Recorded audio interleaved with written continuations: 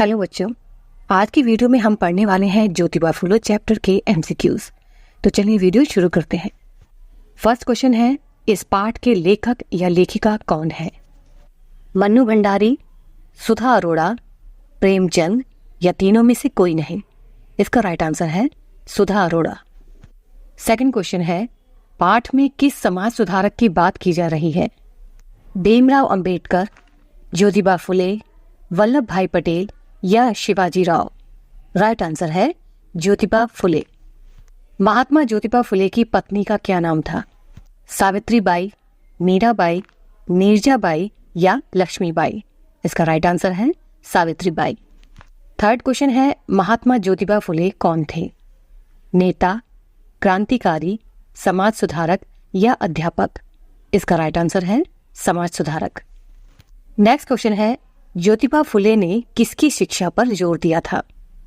स्त्री शिक्षा, बच्चों की शिक्षा, पुरुषों की शिक्षा या वृद्ध की शिक्षा?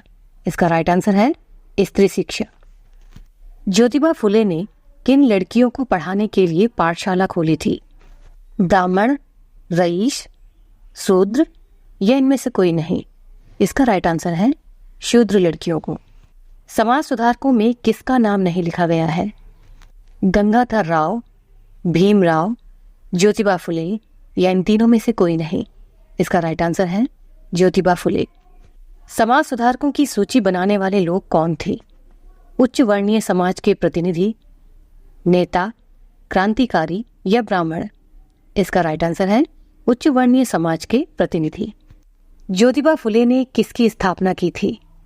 गुलामगिरी, सत्यशोधक समाज, सार्वजनिक सत्यधर्म या इन तीनों में से कोई नहीं? इसका राइट आंसर है सत्यशोधक समाज की। महात्मा ज्योतिबा फुले किस वर्ग के व्यक्ति थे? उच्च वर्ग, निम्न वर्ग, ब्राह्मण वर्ग या सामान्य वर्ग? इसका राइट आंसर है निम्न वर्ग। ज्योतिबा फुले का बहुचर्चित ग्रंथ कौन सा है? गुलामगिरी, शेतकऱ्यांचा आसूड, सार्वजनिक सत्यधर्म या तीनों में से कोई नहीं? इसका राइट आंसर है शेतकऱ्यांचा आसूड। महात्मा ज्योतिबा के अनुसार पुरुषों ने स्त्री शिक्षा के दरवाजे इसलिए बंद कर रखे थे कि वह पढ़ लिख कर कुछ बन न पाए, अध्यापिका न बन पाए, मानवीय अधिकारों को न समझ पाए या स्वतंत्र न हो पाए? इसका राइट आंसर है मानवीय अधिकारों को न समझ पाए। मंगलाष्टक क्या है? विवाह में पढ़े जाने वाले मंत्र, जन्मदिन पर पढ़े जाने वाले मंत्र, मुंडन संस्कार पर पढ़े जाने वाले मंत्र या पूजा के समय पढ़े जाने वाले मंत्र? तो इसका राइट आंसर है विवाह में पढ़े जाने वाले मंत्र। मंगलाष्टक मंत्र में विवाह के समय वधू वर से कौन सी शपथ लेने के लिए कहती है? उसे अधिकार और स्वतंत्रता देने की, नौकरी करने की, पति की गुलामी करने की या उससे घर का काम न करवाने की? इसका राइट आंसर है उसे अधिकार और स्वतंत्रता देने की। मंगलाष्टक की रचना किसने की थी? भीमराव, गंगाधर, महात्मा ज्योतिबा फुले या सावित्रीबाई?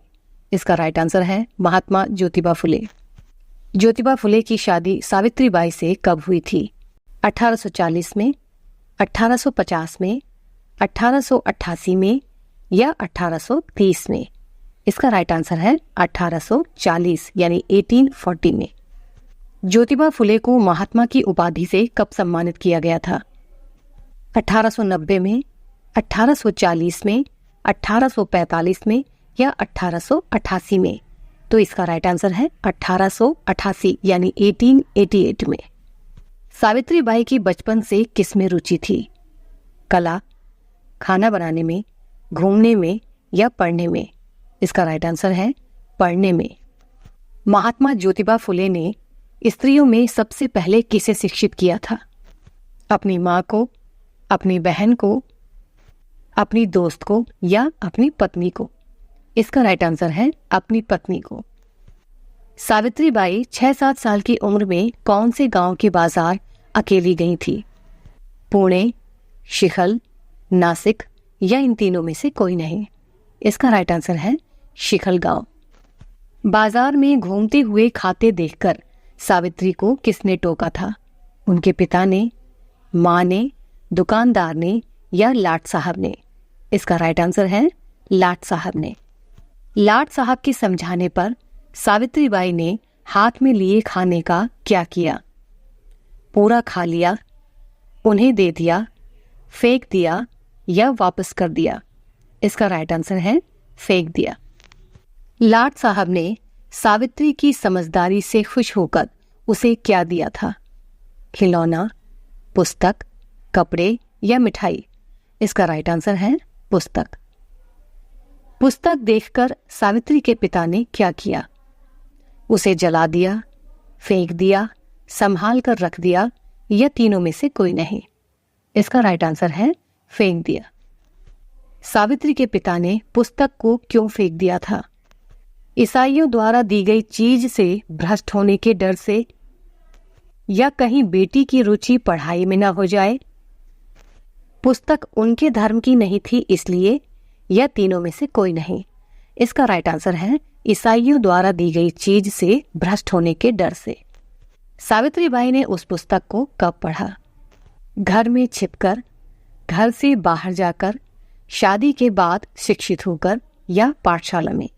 इसका राइट आंसर है शादी के बाद शिक्षित होकर। पहली कन्या पाठशाला की स्थापना कब हुई थी?